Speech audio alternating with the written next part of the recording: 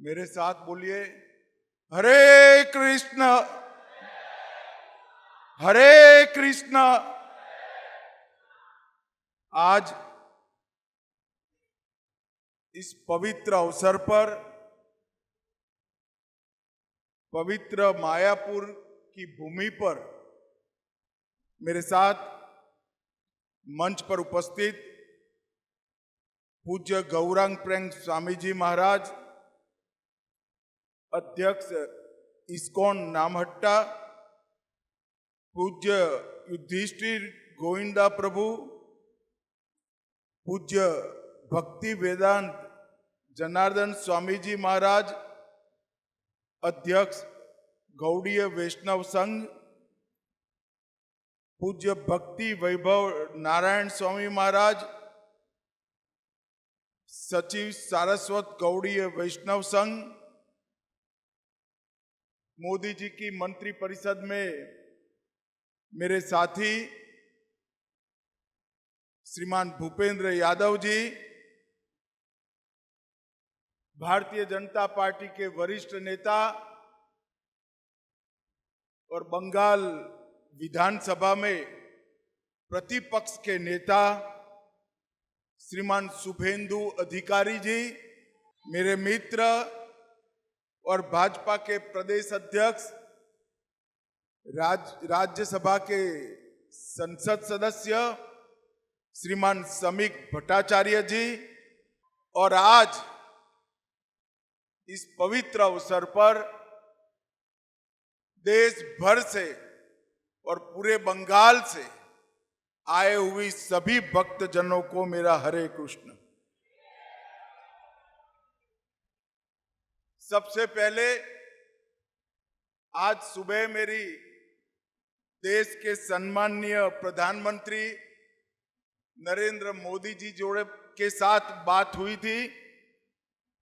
मैंने उनको कहा कि आज मैं सरस्वती ठाकुर महाराज की 152वीं जयंती में मायापुर जा रहा हूं। उन्होंने बड़े मन से और भाव से आप सभी को हरे कृष्ण कहा है।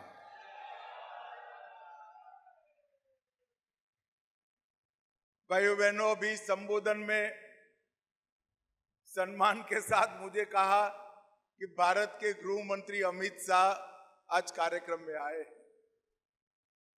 मैं यहां पर भारत के गृह मंत्री के नाते नहीं आया, चैतन्य महाप्रभु के अनन्य भक्त के रूप में यहां पर मैं आया।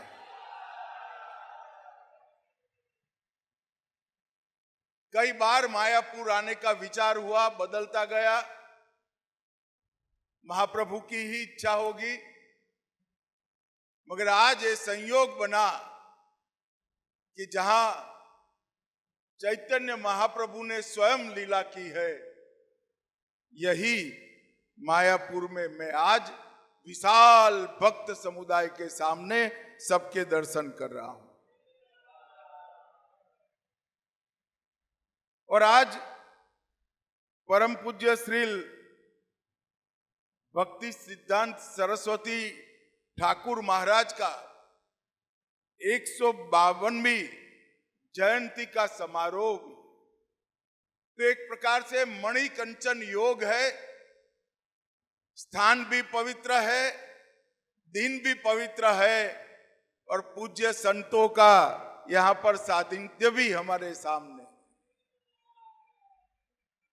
मित्रों, आज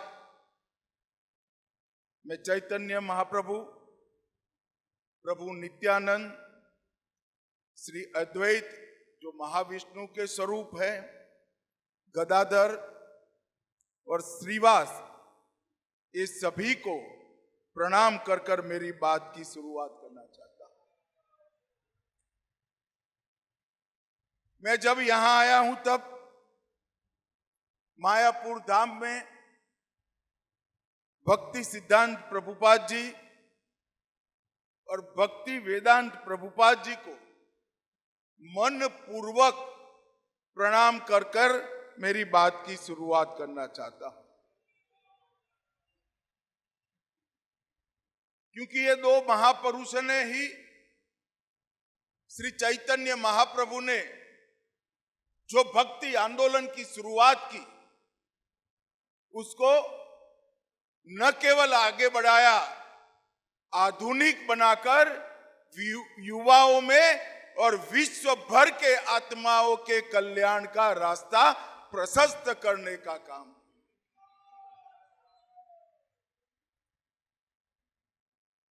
श्री चैतन्य महाप्रभु ने एक ही जीवन काल के अंदर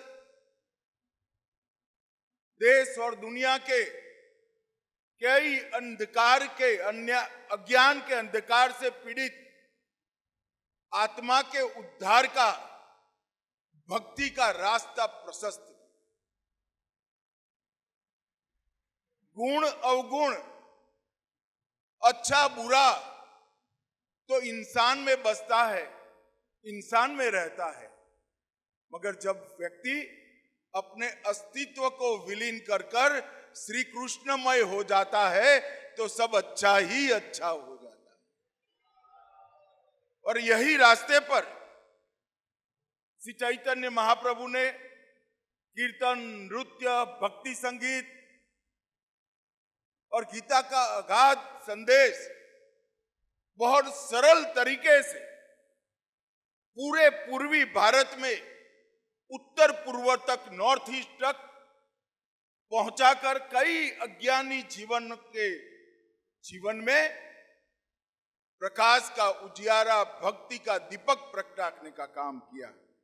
और वही आंदोलन को परम पूज्य भक्ति सिद्धांत प्रभुपाद और पूज्य भक्ति वेदांत प्रभुपाद ने न केवल आगे बढ़ाया, इसको आधुनिकता के साथ जोड़कर युवाओं को और समग्र विश्व को अपने आत्मा के कल्याण का रास्ता प्रशस्त किया।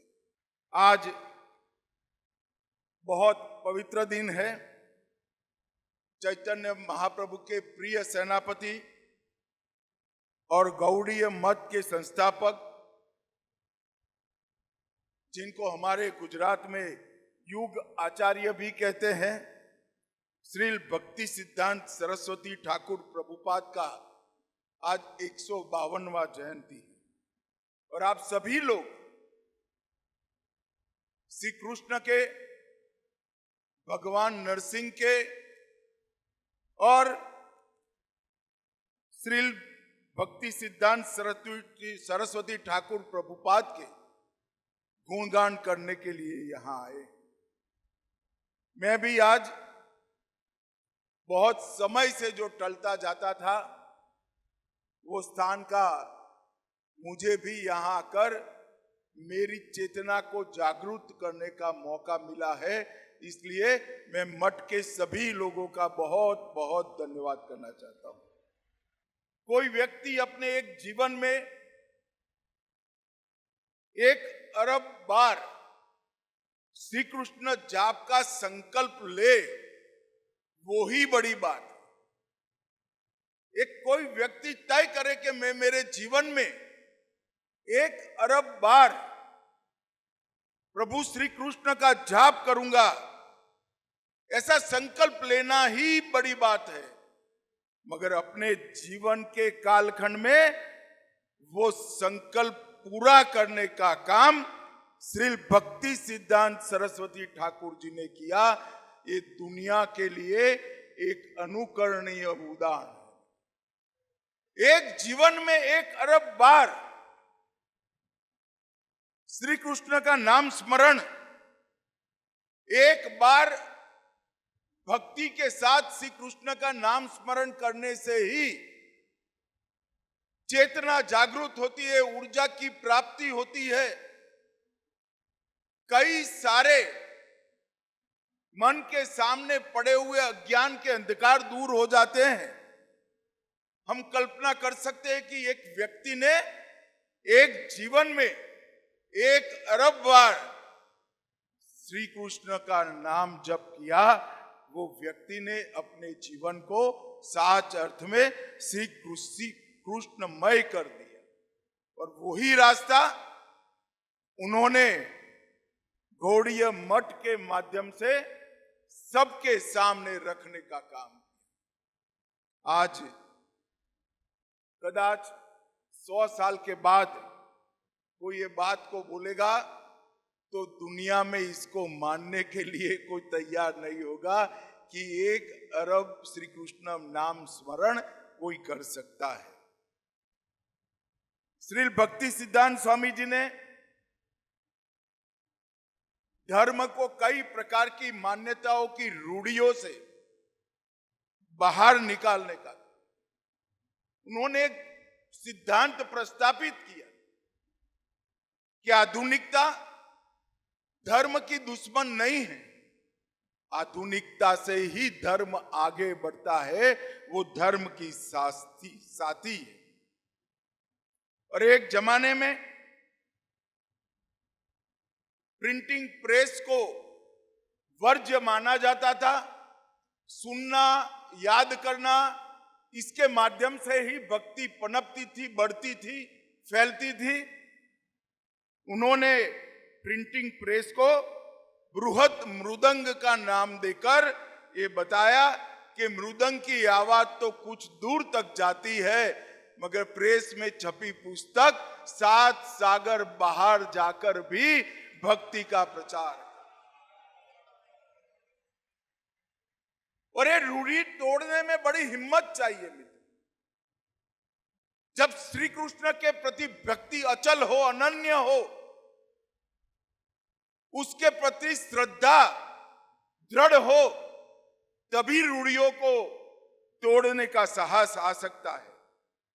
और उन्होंने ये जो आध्यात्मिक इनोवेशन किया, नवाचार किया, इसके माध्यम से ही आज इस संप्रदाय विश्व के 7 खंडों के आत्माओं के कल्याण के लिए कार्यरत हो पाया है। मैं मेरे सार्वजनिक जीवन में कई बड़े बड़े धर्म पुरुषों को मिला हूं, मन पूर्वक श्रद्धा के साथ प्रणाम भी किया है, मगर मुझे अहमदाबाद में इस्कॉन मंदिर में एक साधु ने बताया कि जब कोई शिष्य उनको प्रणाम करता था तो वो सामने से कहते थे दासोस्मि, मतलब मैं तुम्हारा सेवक हूं। अगर ये भाव मन में है तो ईश्वर कभी भी दूर नहीं रह सकता। जिनके मन में ईश्वर बैठा है वो अपने आप को सभी का दास कहता है। और उन्होंने गुरु की व्याख्या बहुत सुंदर की थी। उन्होंने कहा जिस दिन गुरु सोचने लगता है कि मैं गुरु हूं, तो गुरु शब्द में से ऊ निकल जाता है और गरु ही बच जाता है। गरु का मतलब जानवर होता है। गुरु वही है जो सबके सेवक के भाव से शिष्य को बड़ा करे, छोटे से बड़ा करने वाला ही गुरु होता है। जिसकी समझ छोटी है, ज्ञान छोटा है, इसकी समझ और ज्ञान को बड़े करने वाला ही गुरु है। और मैं आज भक्ति सिद्धांत स्वामी प्रभुपाद को मन पूर्वक कहना चाहता हूं कि आप एक सच्चे गुरु थे और गुरु पद का परिचय भी समग्र विश्व को आपने कराया है। इन्होंने जाति के बंधनों को तोड़ने के लिए भी ढेर सारे काम किए। महाभारत काल के बाद पहली बार भक्ति सिद्धांत प्रभुपाद जी ने जो जन्म से ब्राह्मण नहीं थे उनको यज्ञ पवित देकर उनको ब्राह्मण बनने का अधिकार दिया। उन्होंने कई प्रकार की रूढ़ियों को तोड़ा और युक्त वैराग्य की नई व्याख्या समाज के सामने की कि वैराग्य का मतलब दुनिया को छोड़ना नहीं है।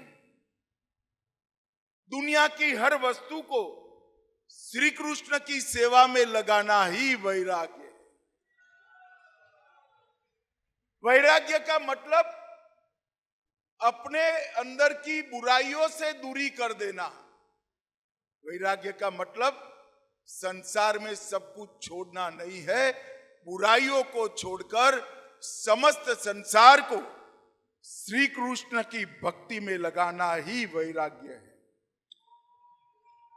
और आज ऐसे युग दृष्टा, युग पुरुष, महापुरुष का 152वां जन्म जयंती है। एक प्रकार से कई लोग भक्ति सिद्धांत प्रभुपाद जी को जीवंत विश्वकोश भी कहते हैं। वो खगोल विद्या के बड़े जानकार थे, गणित और संस्कृत का बहुत अध्ययन रहा उनका, और फिर भी सभी कुछ श्री कृष्ण के चरणों में समर्पित कर भक्ति मार्ग पर ही पूरा जीवन उन्होंने व्यतीत किया। हमारे वेदों और उपनिषदों में कहा है कि भक्ति बिना का ज्ञान अहंकार उत्पन्न करता है और ज्ञान सहित की भक्ति ट्रांसफॉर्मेशन मतलब रूपांतरण लाती है। वेदों के ये वाक्य को भक्ति वेदांत जी ने पूरे जीवन आचरण कर आगे बढ़े। मित्रों, आज मैं जब यहां आया हूं तब मायापुर में जो आध्यात्मिक केंद्र बन रहा है, मुझे सभी परिचय करा रहे थे।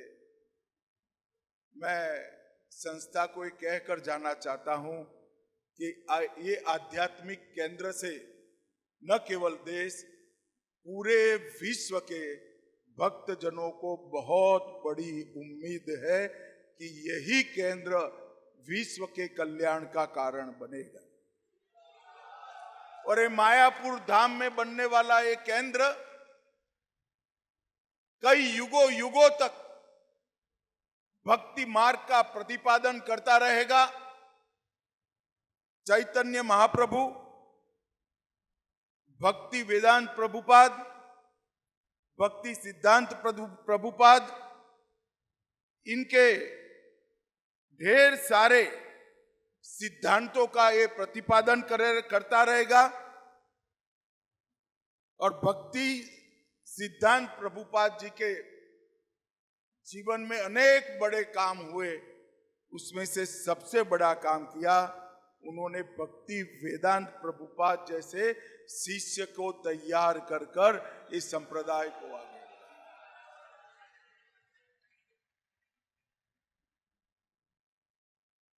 और जब हम आज भव्य इस्कॉन आंदोलन को पूरे विश्व में फैला हुआ देख रहे हैं, तो भक्ति वेदांत प्रभुपाद जी और उनके प्रेरणा स्रोत भक्ति सिद्धांत प्रभुपाद जी, ये दोनों के जीवन का ही सारा कर्म फल है कि आज इस्कॉन पूरी दुनिया में फैलकर सनातन धर्म की ध्वजा को पूरी दुनिया में पहुंचा रहा है। मतवा समाज ने भी समाज कल्याण की भावना को हमेशा आगे बढ़ा है। श्री श्री हरिचंद ठाकुर जी और श्री श्री गुरुचंद ठाकुर जी ने समग्र विश्व को इस संप्रदाय से जोड़ने का काम किया और इस्कॉन की कई सारी उपलब्धियां हैं।